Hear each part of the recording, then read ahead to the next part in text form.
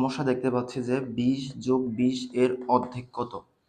এই অঙ্কটা সমাধান করতে গিয়ে 70% মানুষ হচ্ছে এটা ভুল করে। কেন ভুল করে? কারণ হচ্ছে আমরা বদমাশের একটা নিয়ম জানি না।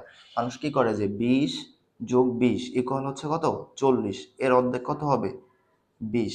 এটা দেখে আমরা হচ্ছে কি উত্তর দিয়ে দিই, কিন্তু হচ্ছে আমাদের একটা বদমাশের নিয়ম আছে।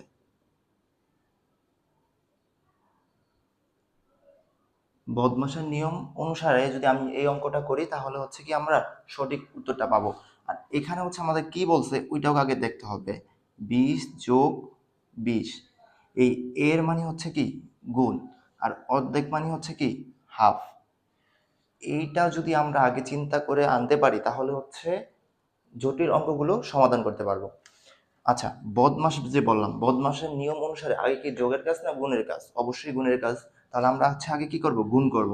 তাহলে 20 এই যোগের যোগ, গুণের ক্ষেত্রে এটাকে কাটলে হচ্ছে 10, 10 দ্বারা একের গুণ করলে কত আসে 10ই আসে। এখন হচ্ছে 20 যোগ 10 ইকুয়াল হচ্ছে কত 30। আর অ্যান্সারটা আমার কি হচ্ছে 30, কিন্তু হচ্ছে আমরা এটা না করে পরীক্ষার হলে তাড়াহুড়া করে আমরা কি 20 অ্যান্সার করে দিই। এটা হচ্ছে আমরা একটু দেখব। সর্বপ্রথম হচ্ছে খেয়াল করতে হবে যে আমাদের প্রশ্নে কি দেওয়া আছে ওই অনুযায়ী লিখবো। তারপর হচ্ছে বদমাশের নিয়মটা হচ্ছে ফলো করে অ্যান্সার করলে কাঙ্ক্ষিত সলিউশনটা আমরা পাবো।